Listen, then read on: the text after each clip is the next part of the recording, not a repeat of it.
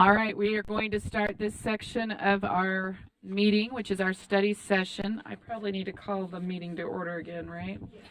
So I'm going to go ahead and call the meeting to order, and I am going to go ahead and take, just because this is a second meeting, an actual official one, I'm going to read the statement again and then call roll call. As authorized by Utah Code 52.4, this meeting is being held electronically with an anchor location at the State Board of Education offices. The public may also attend electronically, and I'm going to take a quick roll call again. So, Board Member Bogus, are you with us?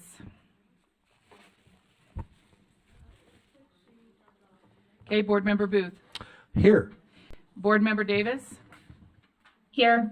Vice Chair Earl is here. Green. Vice Chair Molly Hart. Yes, I'm here. Board Member Carey. Yes. Board Member Lear. Yes. Board Member Norton. Here. Board Member Rill. Okay, we'll just watch for that. Okay, Board Member Straight. Yes. Board Member Wood. Yes. Okay, and Chair Moss is in another meeting, but he will be in a minute. And we are going to turn the time over to, do we have someone from Finance online? Deputy Jones, let's turn the time over to you. I think it has listed Deborah Jacobson, but okay. So we're going to go to Thank you, ma'am. Yes, there you are. Okay. We're Thank turning you, the time ma'am. over to you. Sorry. Okay, thank you, ma'am. Superintendent of Operations, Scott Jones. Just to verify, this is the monthly budget report, right? Yes, that is accurate. Thank you. I, Deputy Superintendent of Operations, Scott Jones, attest that the Utah State Board of Education is fiscally sound. We are able to meet all of our obligations and all of our known obligations and commitments, and I'm not aware of any activities that would say or dictate otherwise. In your backups is the current format for the monthly budget report. Next fiscal year, we'll be introducing a new format that we feel is more user-friendly. I would like to, if I may, Madam Chair, recognize Board Member Wood for some questions that she had regarding the budget. Deborah mostly answered her questions. I feel that I'd just like to check in with her and see if she has any additional, or there are any additional questions from any of the committee, or I'm sorry, the board members at this time. All right.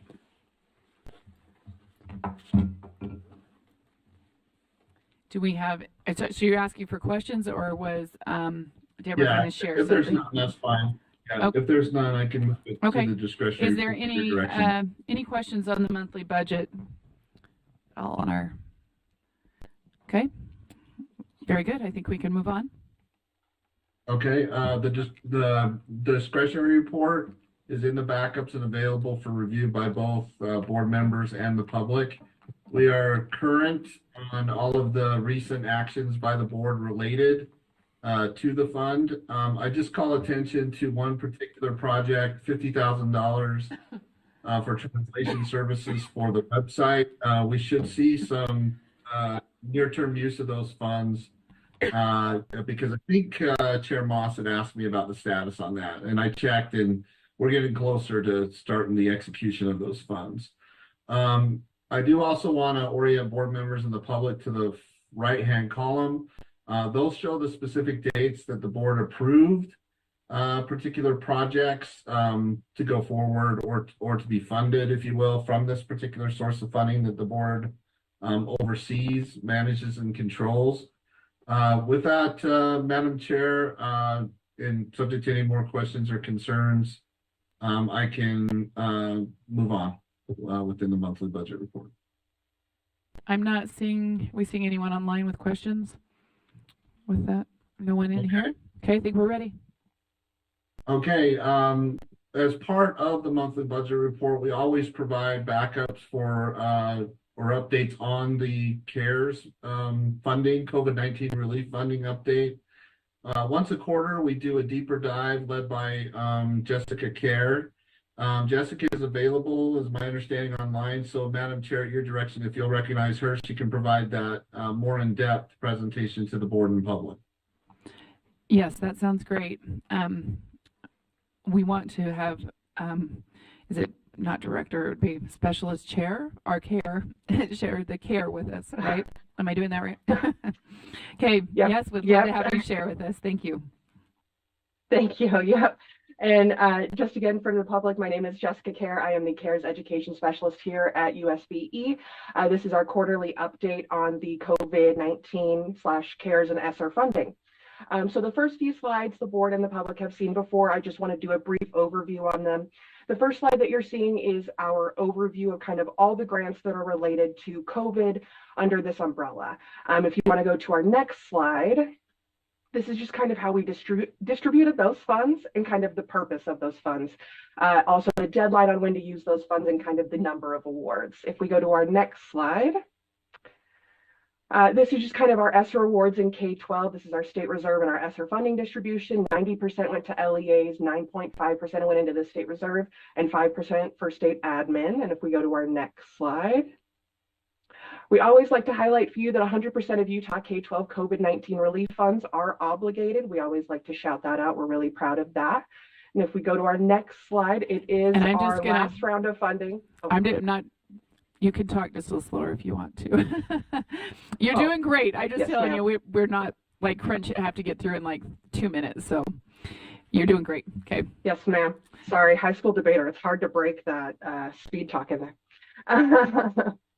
Okay, so round 3, or our final round, our ARP ESSER, these funds must be spent by September 30th of this year. So this is our next slide is going to kind of go into how those funds were distributed originally, and it's kind of in progress, and our total award amount. It was our largest award. And if we go into our next slide,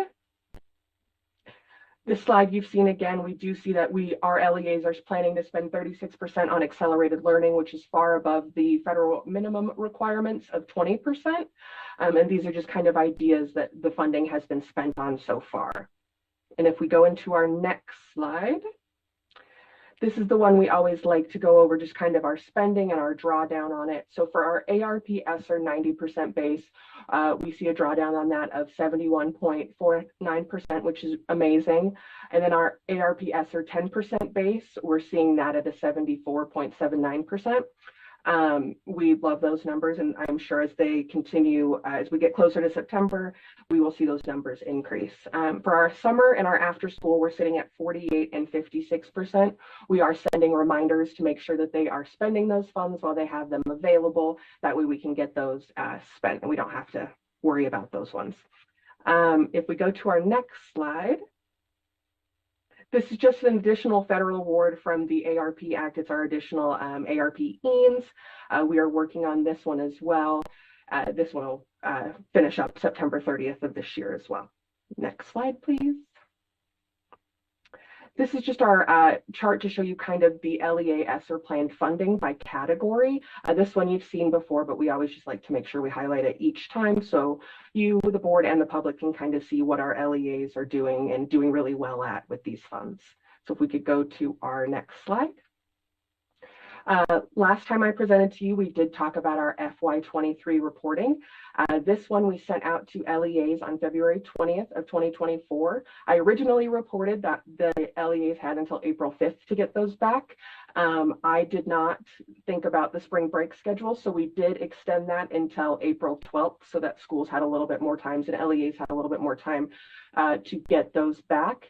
And I can say that GEAR was successfully completed prior to the deadline and submitted by our talented partners at GOPB. The due date for GEAR was May 2nd, and we had that turned in May 1st. So we're done with that one, and we're on to our next report of EANS.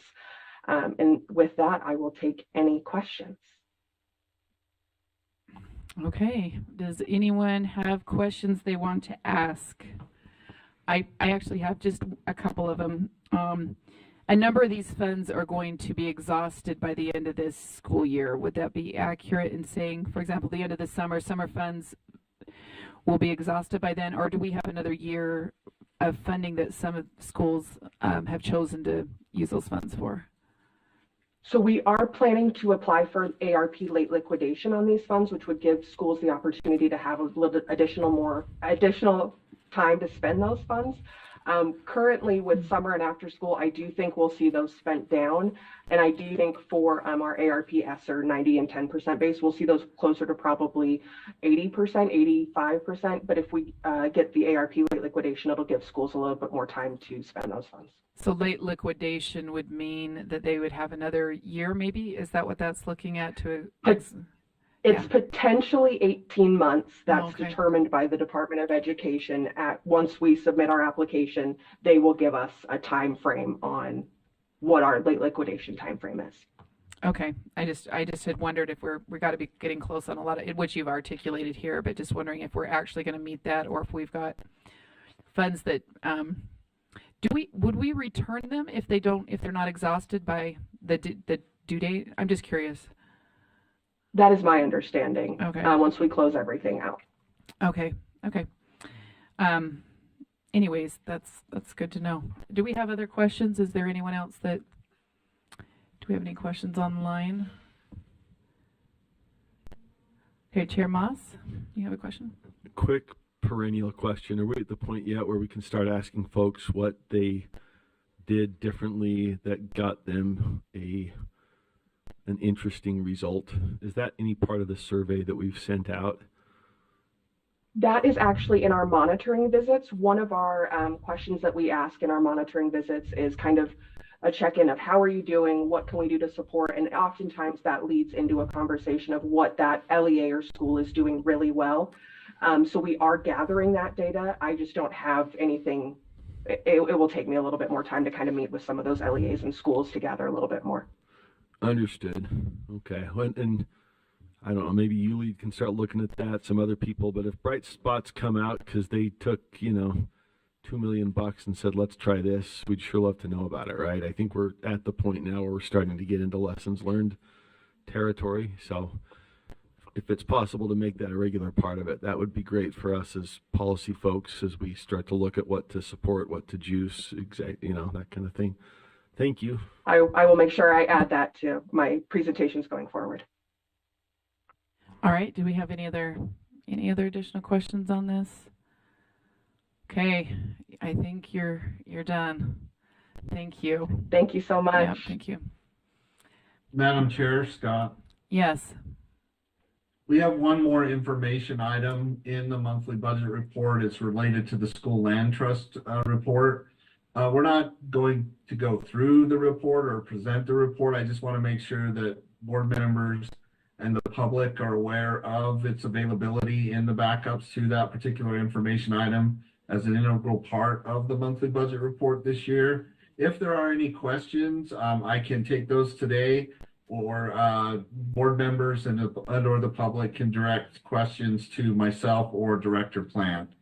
If there are no questions about this particular item, that concludes all items within the monthly budget report item at your direction, ma'am. Okay, very good. Thank you. And we have a question, I think, from Board Member Wood. No, it's just a comment. I wanted to thank Oh. them. I sent them about 9 random questions that were not concerns, but were just things that I don't understand about the budget.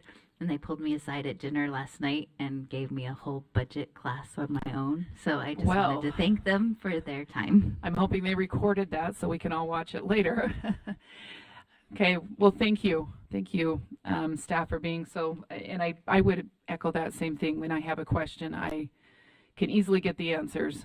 We've got very knowledgeable people that are highly qualified to get information or find out how to get the information. So, yeah, Board Member Woods sending that thanks, but I think all of us could do that same too for you. So, all right, I think we're done with the monthly budget.